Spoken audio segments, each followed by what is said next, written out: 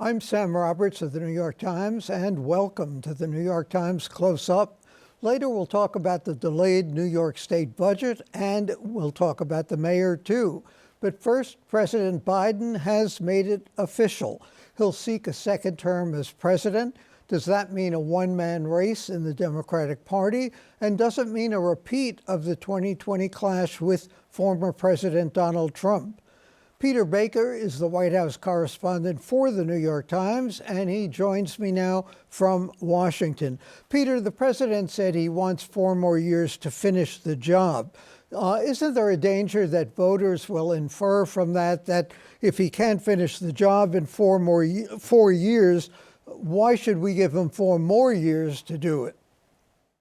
Yeah, obviously that's the trick for any incumbent, right? Because on the one hand, you want to be able to brag that you've gotten a lot of stuff done, but if you don't have anything else to do in another 4 years, why give a second term? So there's always this balance that they have to strike between, making clear that you can, accomplish things even in a polarized time, as President Biden has done with a number of big pieces of legislation, but that you also have a big agenda for the second term. You have to express a vision for what you are going forward. It's not enough usually in American politics to simply say, I've done a lot already. So how big a factor is age going to play in this campaign? The president, if he is reelected, will be 86 at the end of his first term. That's not as old as it used to be, but it still, is pretty far along. Yeah, polls show it's a big concern. Most voters, 70% of voters in a poll I saw this week, do not want the president to run for re-election. That includes 51% of Democrats. And if you ask them, 7 out of the 10 of the people who say they don't want to run cite age as a factor. So that's obviously on the minds of a lot of voters. And it's across the board. It's not just younger voters, older voters also have their concerns. Now, the president says, look, he was asked about this in the Rose Garden this week. He says, my answer to this has always been watch me, see what I do, judge me based on that. But the problem for that argument is that even if you assume that he's doing okay here now at age 80, the question is, what will it be like in 6 years at 86? And we know that things can change in a heartbeat. We've seen in the last few months just the impact of age on Capitol Hill, where Senator McConnell, the Republican leader, tripped and fell, and he was basically sidelined for more than a month. Senator Feinstein from California has been absent battling shingles, and that's frozen the Senate Judiciary Committee in terms of moving forward judicial appointments the president would like to put to get confirmed. So there is an impact for this, but his argument is going to be basically, I have wisdom, and age brings me something that other candidates don't have, and more importantly, his argument is, I'm not Donald Trump, who, by the way, is just 4 years younger. Tom Friedman wrote the other day that the vice presidency is really going to matter in this race because Joe Biden is going to be so old during a second term. Is she going to stay on the ticket, and is there anything she could do to improve her stature? Yeah, it's a good question. Yeah, I do think her presence on the ticket is a much more important factor this time than we typically see in terms of a vice presidential running mate. The Republican argument is going to be that due to age, a vote for Biden is a vote in effect to make Kamala Harris president. That the chances of that happening in a second term are at least not zero, and they'll make her a target of their attacks. And she has not successfully convinced a lot of people in Washington, including many Democrats, including most Democrats I talked to, that she has risen to the occasion yet. Now, that may not be 100% fair. She's the first woman ever to be vice president. She's the first person of color to be vice president. There are expectations that are put on her, and any vice president finds it hard to define themselves in the shadow of a president. But fair or not, that is the situation in which she has not impressed a lot of people in her own party. Now, is she going to be dumped from the ticket? No, I wouldn't expect that. The last president who did that successfully was FDR. That has not worked out since then. And the assumption is that if President Biden were to replace her, it would essentially be admitting that the first big decision he made as a presidential candidate was wrong. And the other thing is it would offend important constituencies within the Democratic Party. And it's not clear that there's somebody he could replace her with who would excite people enough to make the trade worthwhile. So she's on the ticket for now. He made very clear in his video he intends to keep her on the ticket, and they just have to do what they can to make her a more successful vice president. Peter, 2 questions. One, why hasn't she lived up to the early expectations? And 2, what kind of president would she make? Yeah, it's a good question. And that is the second question is the central one. What kind of president would she make? And she hasn't really given us that sense because, of course, she does live in the shadow of the president. Now, President Biden hasn't done her a lot of favors. He's given her some pretty tough assignments that would bedevil any vice president at this point, including, work on immigration, work on voting rights, neither of which has been solved. But she has found her voice to some extent. Her supporters believe with the abortion issue since the Dobbs decision last year overturning Roe v. Wade. That's when she seems most passionate on the stump, and you feel like you understand a little bit more of who she is. So I think you're going to hear her do that more on this week, the day the president made his announcement. They had her give a speech to a predominantly Black audience talking about abortion rights. That's going to be, I think, her message for a lot of the campaign. But there's more, I think, to be done. And a lot of Democrats are scratching their heads asking the same question you're asking, which is what can they do to help her? Of course, the Biden people have no say in the matter, but do they want to run against Donald Trump in November 2024? I mean, essentially, yes, that is what they want. That is what they expect. Biden believes that he is uniquely capable of defeating Donald Trump. He did it once. He can do it again. He believes, in effect, that's his historic mission to get Donald Trump out of the Oval Office and keep him out of the Oval Office. Now, that doesn't mean that they're not recognizing that they might end up running against somebody else. That is still possible. But their argument is going to be anybody who wins the Republican nomination would have to do a lot of the things that Trump does anyway, cater to the same MAGA Republicans, to use President Biden's phrase, who support former President Trump. And so their argument says is going to be, it'll be the same whether it's Ron DeSantis or Donald Trump or whoever else it is. Of course, we know better than to make predictions. We've learned that in our years of covering politics and everything else. But Robert F. Kennedy aside, is there any challenger to Joe Biden in a Democratic race? None who looks like they're on the verge of running. None with any stature and wherewithal to mount a significant challenge. No, you do have, as you say, Robert F. Kennedy Jr., the anti-vax advocate. You do have Marianne Williamson, the self-help author who ran 4 years ago, but neither of them are obviously going to pose much of a threat, it doesn't look like.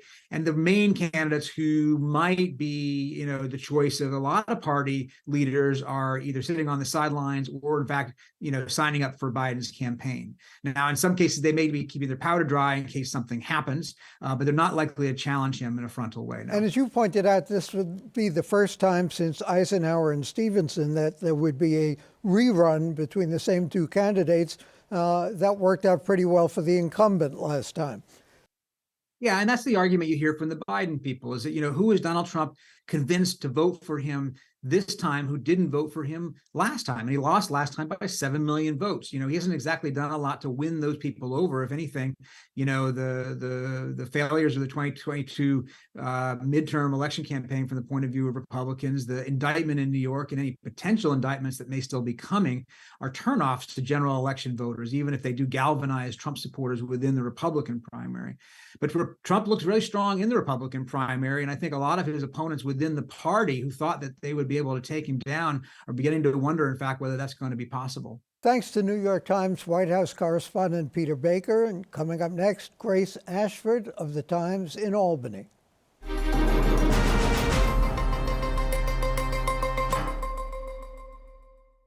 Welcome back to the New York Times Close-Up. Recent reporting from the Times has revealed that Nancy Marks, embattled Congressman George Santos's bookkeeper, may herself have violated campaign laws.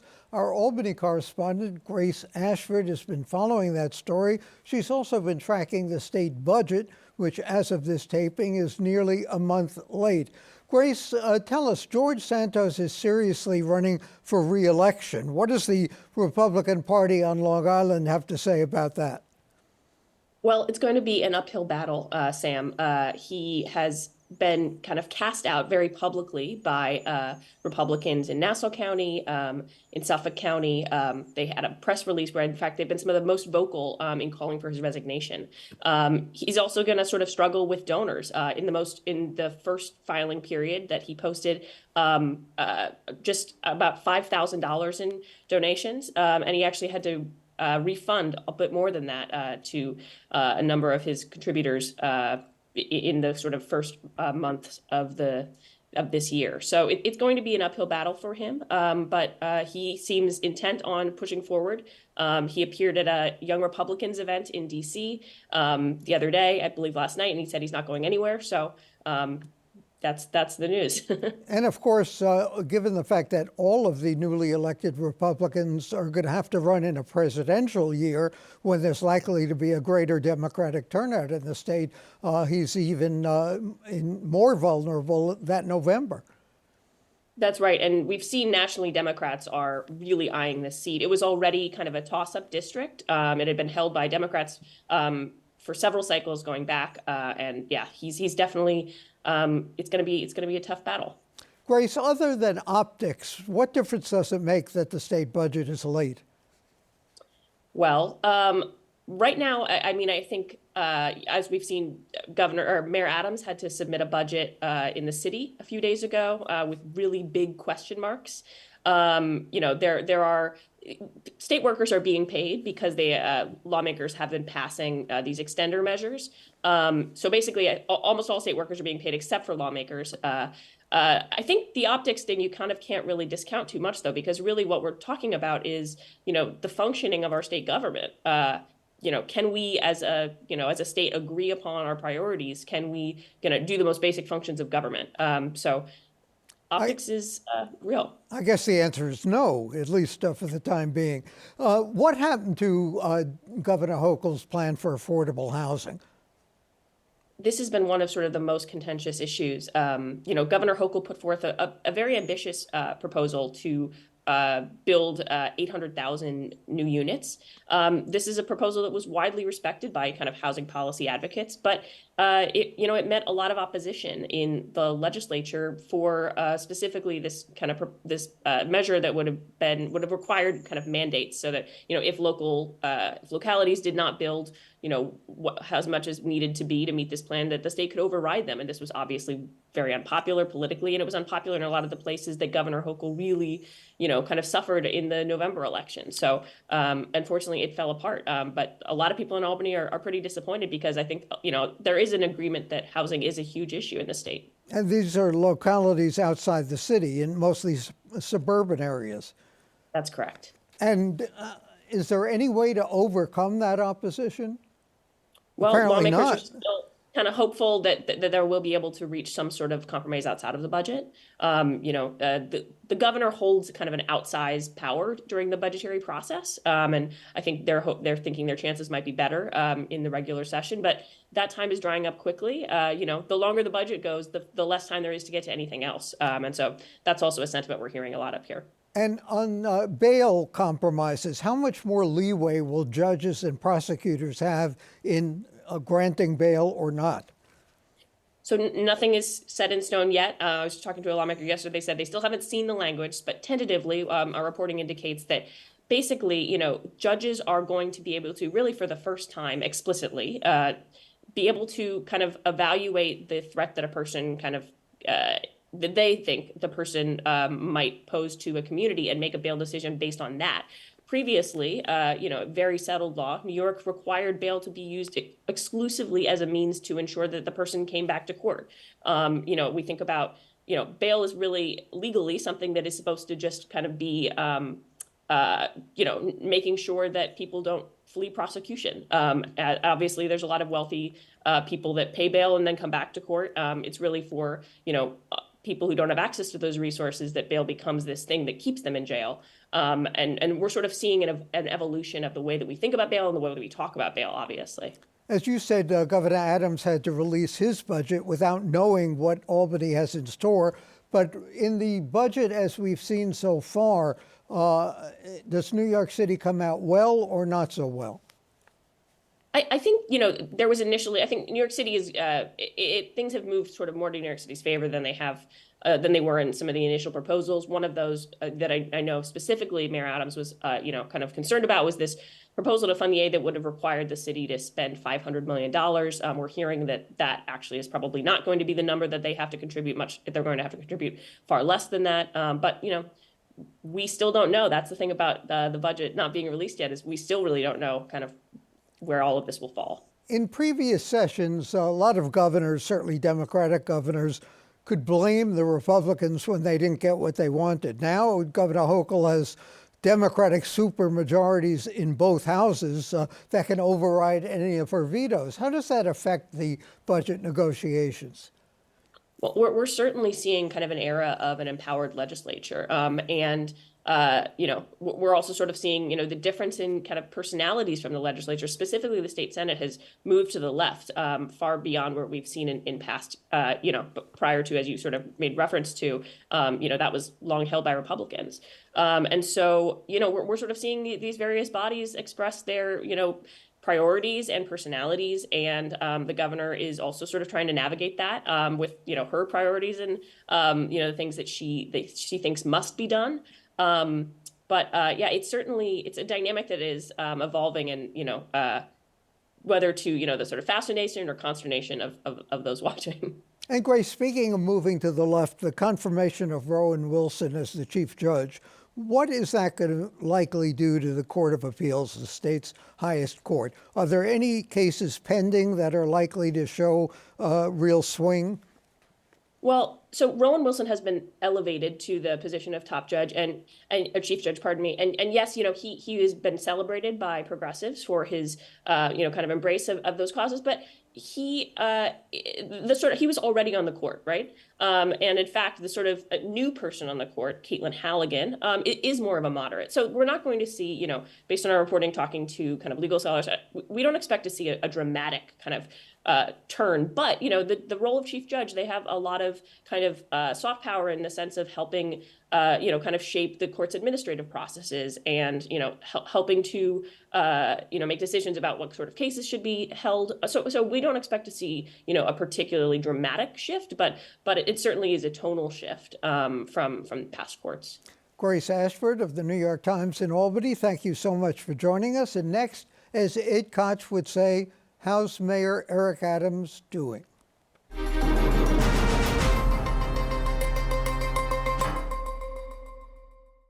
Welcome back to the New York Times Close Up. It's been a relatively smooth first year plus for Eric Adams, perhaps the most notable events being the migrant crisis and just recently the naming of the city's first rat czar. Joining me now, New York Times Metro reporter Jeff Mays, who's on the City Hall beat. Jeff, welcome. The mayor is usually not critical of a Democratic president or the Democratic governor, but he was, in terms of the migrant crisis, saying 57,000 migrants have come to New York City. They're costing the city $4 billion or so. What does the mayor want Washington to do?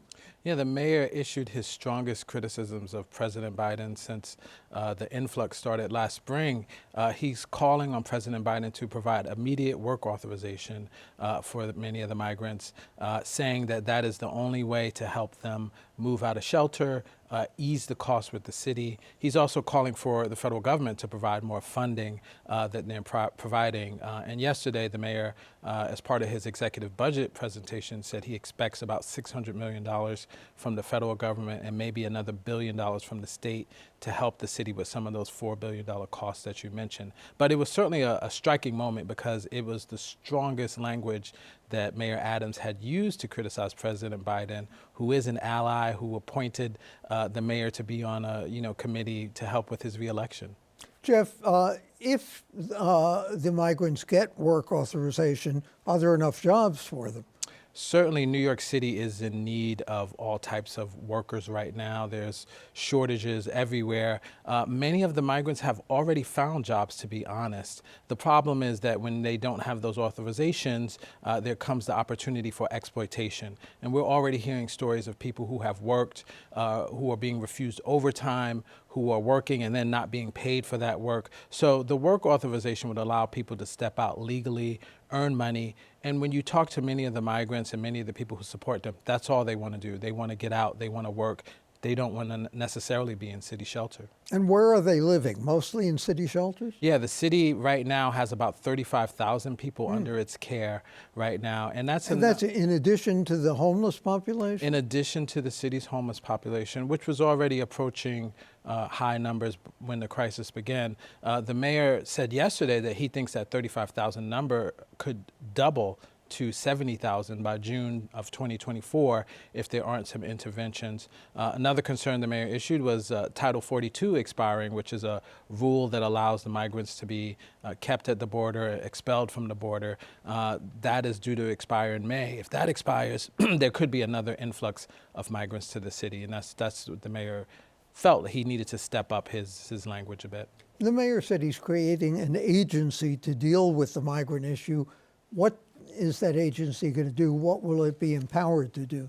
The mayor is big on coordination and organization. And in his mind, this new agency is going to be the coordinator of all the efforts to help migrants. Because right now, you have health and hospitals who are getting shelters. You have, emergency management involved. You have social services involved. So the mayor wanted one agency where a lot of these questions could be answered to help smooth the process of what is a very complicated undertaking. I understand that someone in the Bronx got bitten by a peacock. That's kind of unusual in New York, but what's not unusual is the influx or infestation of rats. How is the new rat czar going to deal with that? Well, that's a big question. A lot of people have asked, why do you need a rat czar specifically? Couldn't that be something? The city already has a rodentologist, one of the most renowned in the world. We already have people in sanitation and other divisions that deal with rodent mitigation. Again, the mayor is big on coordination. So he wants the rat czar to be the person that coordinate all of these efforts between the Department of Sanitation, between housing, all of these agencies to try to come up with a plan to help eliminate rats. Now, we're never going to eliminate rats. I think the best we're going to do is mitigate them. And the biggest question remains of how is New York City going to deal with its trash, which is really the source of the rodent problem. So she's not going to be a Pied Piper marching all the rats out to Jersey or someplace. Yeah, I doubt it because there are a lot of rats. I think the best she can do is to coordinate these efforts. The sanitation department has already started a program where trash is going to be set out on the curb for a less amount of time. So there are things that she can step in and do to make an effect. It's a job I wouldn't want because it's just too much pressure. I'm not sure you can ever get rid of rats in New York City. I know. It's almost a no-win. I mean, we say now we only have 1 million rats instead of 2 million. Jeff, the mayor proposed his budget this week, and it seemed like we're going through the annual budget dance of cutting money for libraries and then restoring money for libraries, and chances are the city council will restore a little more money for libraries. Libraries being one of the most visible, most vulnerable things in the budget. What else is in the mayor's budget that is likely to stay there, or what is likely to be added to by the city council? Well, the mayor right now is settling union contracts. So in addition to the costs from the influx of migrants, which Mayor Adams has made a big deal of talking about how that is affecting the budget, we are also getting huge costs from the contracts. Now, the major unions, the municipal union, police union, have settled their contracts, so they've set a pattern. That is going to cost the city several $billion as they look to settle this $106 billion budget. I think also the mayor pointed out yesterday that he has some programs in effect. He wants to create 2 new healthcare campuses as part of the capital budget. He's also looking to pilot a program that will send emergency responders to those having mental health crisis rather than the police. Mm-hmm. So there's some interesting things in the budget, but the mayor is definitely focusing on how the migrant crisis is affecting this budget, which a lot of people don't think is necessarily fair. And what has the council's reaction been to that budget? The council has raised a lot of concerns that the mayor is cutting too much from schools, that he's not focusing enough on mental health care and affordability. Adrienne Adams, the council speaker, issued a very strong statement yesterday saying that they would continue to fight for those efforts. And certainly, as you said, the libraries, even though they did not get cut in yesterday's executive budget, they are still down $36 million, which the leaders of the library say could endanger the services that so many New Yorkers rely on. So certainly the city council is going to be a bulwark against some of those issues. Good. Thanks to Jeff Mays of the New York Times for joining us. And coming up next, my thoughts on how safe is New York.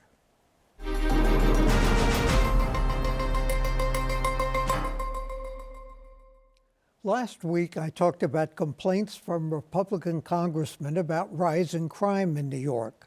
So today, let's look at the record. A report on 35 American cities from the Council on Criminal Justice found that between 2021 and 2022, murders in New York City decreased by 11%. In Jacksonville, Florida, and Atlanta, Georgia, where most of the guns come from, murders increased by 13% and 10%, respectively. The charges about New York were lodged by Jim Jordan of Ohio. The homicide rate in Columbus, Ohio, is 15.4 per 100,000 people. In New York City, it was 5.2. Cleveland, Ohio, was number 6 among big cities in its homicide rate. Cincinnati was number 15. Columbus was 30. New York ranked 64th. According to another study by WirePoints, the rate was 74 in New Orleans, nearly 33 in Philadelphia, 26 in Chicago, 19 in Houston, 13 in Jacksonville and Charlotte, North Carolina, and 10 in Los Angeles. If New York had the same homicide rate as Chicago, there would have been 2,150 murders in the last year instead of 438. Of the 12 safest cities in America with the lowest homicide rate, only 3 were located in the eastern United States: Jersey City, Virginia Beach, and New York. Even one crime is too many, of course, especially if you're the victim or no one. But perspective demands that we remember what New York was like in the 70s and 80s, and that thanks to Ray Kelly, Bill Bratton, and their successors, the numbers don't lie. Most other cities in the country wish they were as safe as New York. For the New York Times and CUNY TV, I'm Sam Roberts.